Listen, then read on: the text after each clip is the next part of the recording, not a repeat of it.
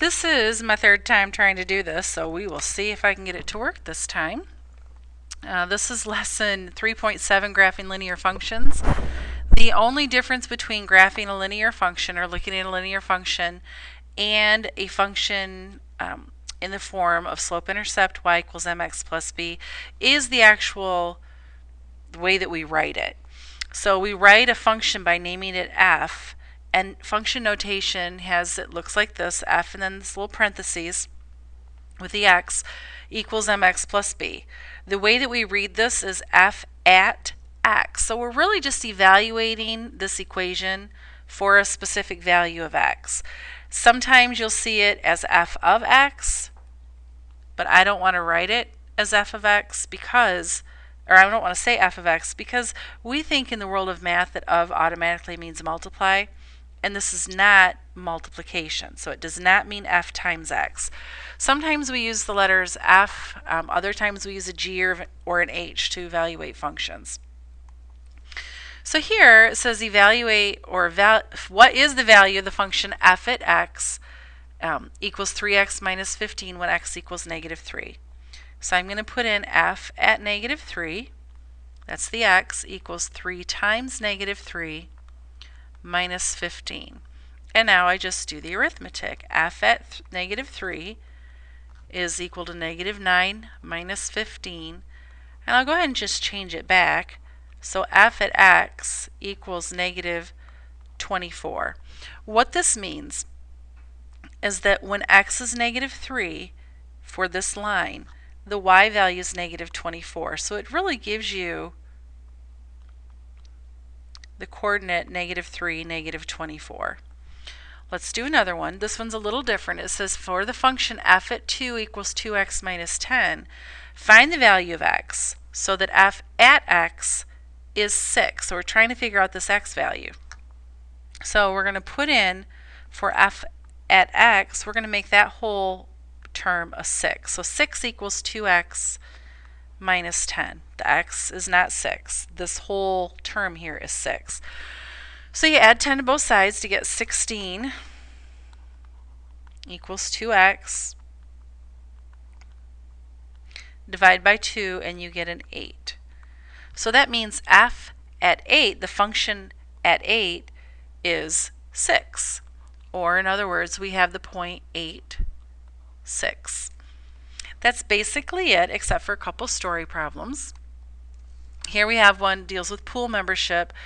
A pool membership during the summer costs $7 a week. The cost function is given f at x equals 7x. The pool also rents out lockers for $2 a week. So if you get a membership and a rental, it's going to be g at x equals 9x. They're asking us to graph both of these. So f at x equals 7x. This is direct variation because the y-intercept is 0. So I'll start at 0. And my slope is 7. I would go up 7 over 1, or since they're forcing me to go in steps of 2 here, I'll go up 14 and over 2. So right around there.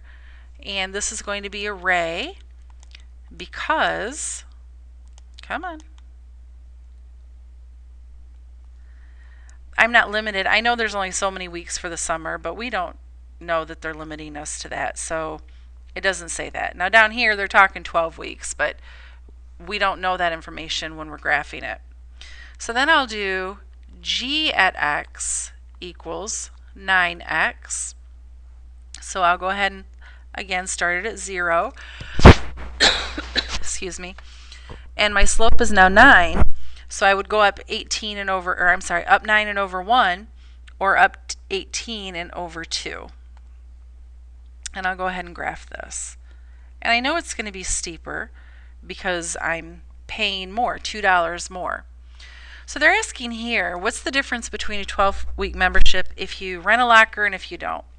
So the first one, f at 12, is 7 times 12.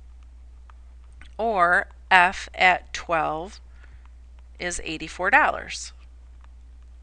The next one, with the locker, g at 12 equals 9 times 12. Or g of 12 is $108.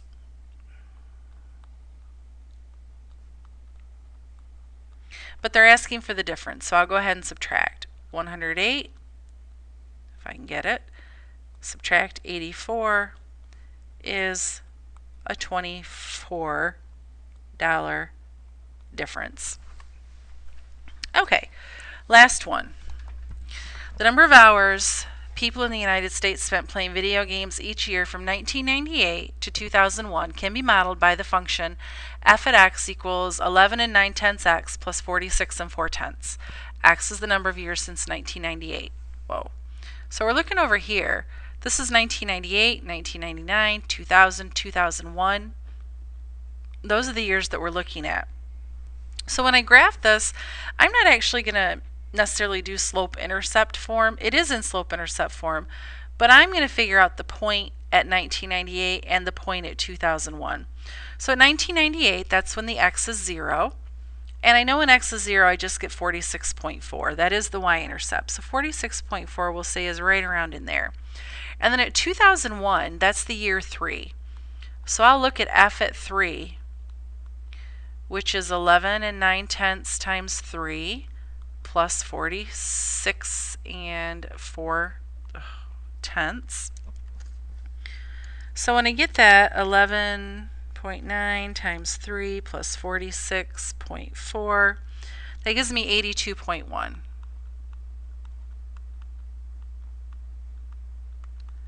So in the third year, I'll graph it at 82.1. So we'll say right around there. And this is going to be a line segment because we're only looking at those few years. Whoa. Let's back that up. Make that go forward. Try this again. And there it is. So now they're asking for the domain and the range. The domain runs from 0 years to 3 years because we're looking from 1998 to 2001, and the range runs from 46 and 4/10 hours to 82 and 1/10 hours. That's how many hours people spend playing video games each year. Hopefully you guys don't spend that much, some of you in the summer, per week. Part B. Find the value of f at x when x equals 2. So part B, I'll go f at 2 equals, I plug in the 2 for the x, and when I get that finished, it is 11.9 times 2 plus 46.4, 70 and 2/10. And they want to know, well, what does that mean? That means in second year, so that's 1998, 1999, 2000,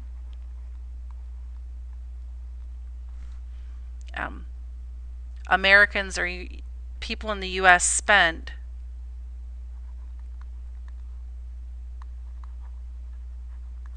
$70 and 2/10 hours. I'm not writing a full sentence, but what it means is in 2000, people in the U.S. spent about 70.2 hours per year playing the video games.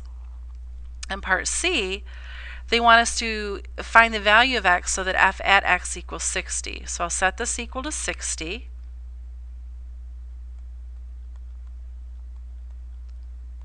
And I'll solve it for the x. So I would subtract my 46.4 from both sides first. So I get 13.6, 11.9x, divide both sides by 11.9, and I get approximately 1 and 1400ths. It's not exactly that. What that means is in this first year, close to the beginning of the first year, so in 1999, Americans spent about 60 hours playing video games. Okay, so here's your assignment if you'd like to start it. It's not mandatory. We're going to do it on Monday. You'll have time in class to work on it, but if you want to start it, there it is.